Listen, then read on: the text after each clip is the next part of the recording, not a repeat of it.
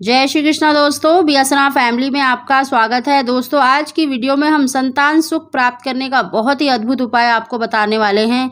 इस उपाय को करने से निश्चित ही और बहुत ही शीघ्र आपको मनवांछित संतान की प्राप्ति अवश्य ही होगी। दोस्तों, इस उपाय को आपको सावन के महीने में 5, 7, 11 दिन अवश्य करना है।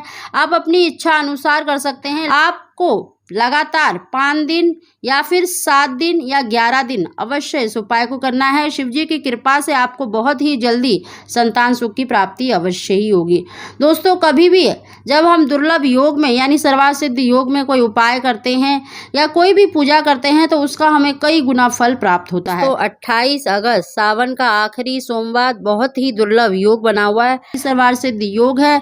इस दिन आपको ये उपाय अवश्य करना है। और दोस्तों, सावन के महीने में अभिषेक का बहुत अधिक महत्व माना जाता है और शिवलिंग में भगवान शंकर का साक्षात वास माना जाता है। तो इस दिन आपको देखिए पंचामृत से अभिषेक अवश्य करना है और पंचामृत में हो सके तो गाय का दूध का इस्तेमाल करें तो बहुत ही श्रेष्ठ रहता है। साथ ही दोस्तों, भगवान शंकर की प्रिय वस्तु अवश्य चढ़ाएं, जैसे बेल पत्र, भांग, धतूरा, बेलफल, बेलपत्र, ये तो आपको अवश्य ही चढ़ाना है।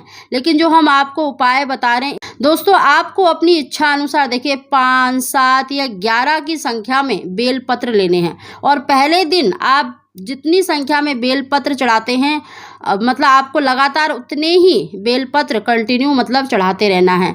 दोस्तों, आपको बेलपत्र लेने हैं। 3 पत्तियों का एक बेलपत्र होता है और बिल्कुल साफ सुथरे होने चाहिए, कटाफटा नहीं होना चाहिए। उनको अच्छे से धोकर उनके ऊपर चंदन से आपको ओम नमः शिवाय लिखना है या फिर आपको श्री राम लिखना है, क्योंकि श्री रामचंद्र जी भगवान शंकर के आराध्य कहलाते हैं और उनका नाम लिखने से भगवान शंकर बहुत ही शीघ्र प्रसन्न हो जाते हैं। दोस्तों, आपको सारे ही बेलपत्र पर मतलब ओम नमः शिवाय लिखकर और ओम नमः शिवाय बोलकर अपनी इच्छा बोलते हुए शिवलिंग पर जहां चिकनी साइड होती है, जिस तरफ आपने ओम नमः शिवाय लिखा है उसी साइड से आपको शिवलिंग पर चढ़ा देना है। और आखिरी जो बेलपत्र है उस पर आपको देखिए थोड़े से अक्षत यानी साबुत अक्षत रखने हैं और आपको एक काली मिर्च, जो साबुत काली मिर्च होती है, वो अवश्य रखनी है और दोनों हाथों में बेलपत्र को रखकर अपनी मनोकामना बोलकर, अपनी इच्छा बोलकर आपको शिवलिंग पर अवश्य ही चढ़ा देना है। साथ ही दोस्तों, इस दिन आपको देखिए केले का भोग अवश्य लगाना है। अगर आप शिवलिंग पर चढ़ा हुआ केला नहीं खाते हैं तो आप शिव पार्वती को भोग लगा सकते हैं, यानी उनकी मूर्ति जो अलग से बनी होती है वहां पर भोग लगाकर आप खा सकते हैं। और केला कभी भी देखिए अकेला नहीं चढ़ाया जाता, हमेशा जोड़े से चढ़ाया जाता है। तो आपको 2 केले लेने हैं और अपनी मनोकामना बोलकर शिव पार्वती को भोग लगा देना है या शिवलिंग पर चढ़ा देना है। और पूजा करने के बाद यानी अपनी पूजा समाप्त करने के बाद उसमें से एक केला आपको चढ़े ही रहने देना है और दूसरे केले को पति पत्नी को ग्रहण कर लेना है। दोस्तों, अगर इस उपाय को अगर पति पत्नी मिलकर करें तो बहुत ही अच्छा है, नहीं तो आप अकेले भी इस उपाय को पूरी श्रद्धा विश्वास से करेंगे तो निश्चित ही आपको मनवांछित संतान की प्राप्ति होगी। दोस्तों, इस उपाय को आपको देखिए सावन, सोमवार और शिवरात्रि के दिन तो अवश्य करना है। अगर आप लगातार 5 दिन, 7 दिन या 11 दिन कर लेते हैं तो शिवजी की कृपा से आपकी सूनी गोद बहुत जल्दी भर जाएगी। यानी आपको सावन के महीने में 11 दिन, 5 दिन, 7 दिन लगातार करना है और सावन शिवरात्रि और सावन सोमवार में तो अवश्य ही इस उपाय को करना है।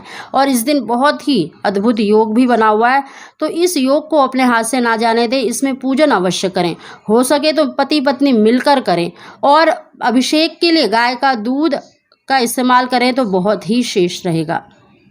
दोस्तों, इस उपाय को करते समय आपको इसी बात का ध्यान रखना है कि पहले दिन आपने जितने बेलपत्र लिए हैं उतने ही बेलपत्र आपको दूसरे दिन, तीसरे दिन भी चढ़ाने हैं। और जो आखिरी का बेलपत्र है उस पर आपको थोड़े से अक्षत और एक काली मिर्च, जितनी भी आपके जीवन में परेशानियां, बाधा चल रही है वो अवश्य ही दूर होंगी। एक काली मिर्च का दाना रखकर दोनों हाथों में बेलपत्र को रखकर अपनी मनोकामना इच्छा बोलकर शिवलिंग पर अवश्य चढ़ा दें। देखना, शिव पार्वती की कृपा से आपको संतान सुख की प्राप्ति अवश्य ही होगी। दोस्तों, अगर आपको हमारी जानकारी वीडियो पसंद आई हो तो इसको लाइक शेयर जरूर करें। आप सभी को जय श्री कृष्ण।